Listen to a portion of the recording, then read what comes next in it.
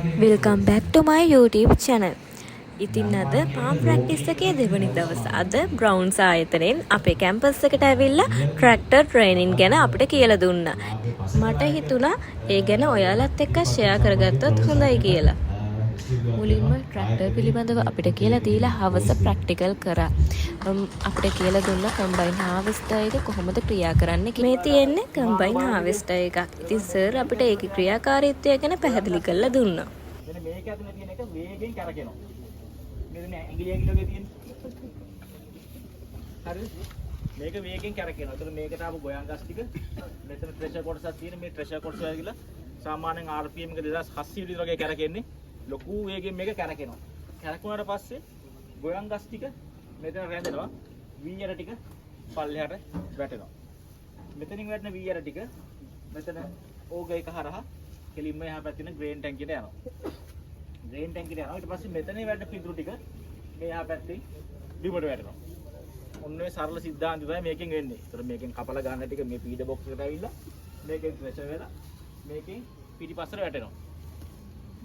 ඔන්න ඒ ටික වෙන්නේ. ඊට පස්සේ මේකේ තියෙන වීල් පද්ධතිය ගත්තොත් එහෙම විශේෂී වීල් පද්ධතියක් මේකේ තියෙන්නේ. මේක සාමාන්‍ය සෙන්ටර් වීල් එකක් කියලා කියන මෙන්න මේක. මෙන්න මේක සාමාන්‍යයෙන් සුමෝ එකේ විතරයි මේක එන්නේ. ඒක වෙනම chance එකක් මේකේ තියෙන මැෂින් වලට. මේක වෙන කිසිම මැෂින් එකකින් එන්නේ නැහැ සෙන්ටර් වීල් කියන එක. ඒකෙන් හරි බැලන්ස් වෙනවා. ඔය කට්ටියට පේන ඇති මෙතන තියෙන මේ රෝල පද්ධතිය.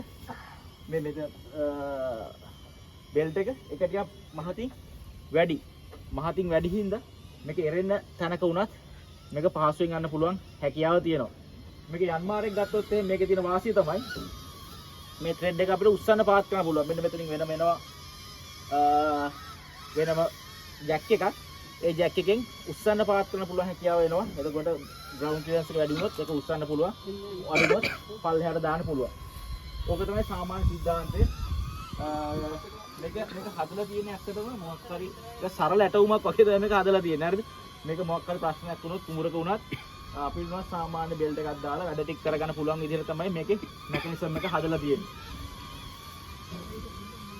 රයිට්. මෙතන බැටරිය තියෙනවා. ඔය කටට පේනවා මේ කටර් බාර් එක ටිකක් ලොකුයි. ඒක උස්සන්න පාත් කරන තමයි මේ ඩබල් ජැක් ඇවිල්ලා තියෙන්නේ.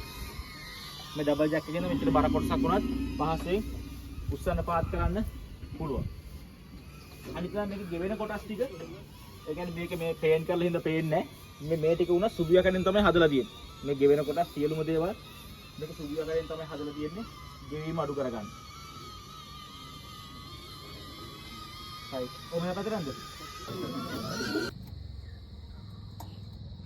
මේක අනිවාර්යෙන් සේෆ්ටි ස්විච් එකක් විදියට මේ පැත්තට දාන්න ඕනේ. ඊට පස්සේ අපිට මේකෙන් අපිට ඉස්සරහට යන්න පුළුවන් මෙන්න මේ ලීවර් එකෙන්. මේ ලීවර් එකෙන් අපිට ඉස්සරහට යන්න පුළුවන්.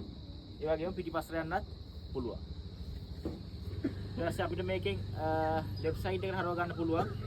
ඩවුන් පැත්තට යන්නත් පුළුවන්. ලෙෆ්ට් යන්න පුළුවන්, රයිට් යන්නත් පුළුවන්. ඊට පස්සේ කටර් බාර් කොටස අපිට මේකෙන් පල්ලෙහාට දාන්න පුළුවන්, උස්සන්න පුළුවන් මේ ලීවර් එකෙන්. ඊට පස්සේ මේකෙන් කරන්නේ මේ රීල් එක උස්සන්න පාත් කරන්න මේ ලීවර් එක තමයි යන්නේ. ඊට පස්සේ ඕග එක යන්නේ මේ ලීවර් එකෙන්. අපි දැන් බලමු මේ ෆන්ක්ෂන් ටික කොහොමද වෙන්නේ කියලා.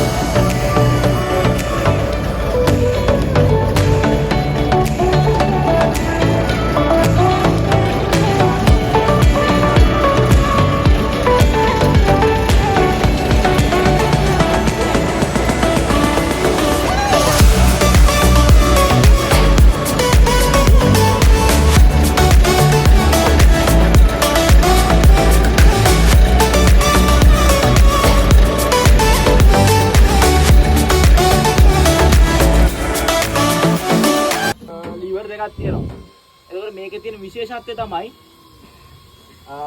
මුලින් අපි ප්‍රෙෂර් කොටස කරකවගෙන තමයි රීල් කොටස කරකව ගන්න ඕනේ. අයියේ මොකක්ද දෙකට හේතුව?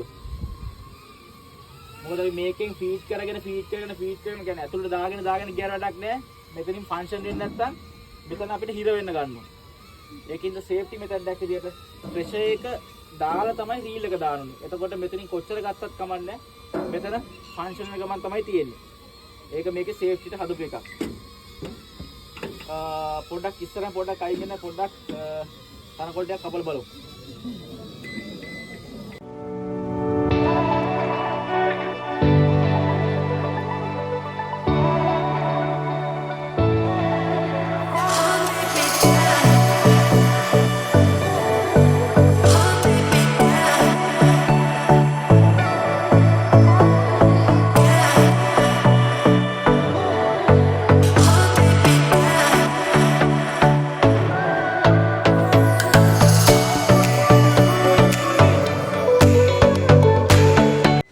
ඉතින් යාළුවනේ අද අපිට ට්‍රැක්ටර් ට්‍රේනින් ප්‍රෝග්‍රෑම් එක මෙතනින් අවසන් වෙනවා.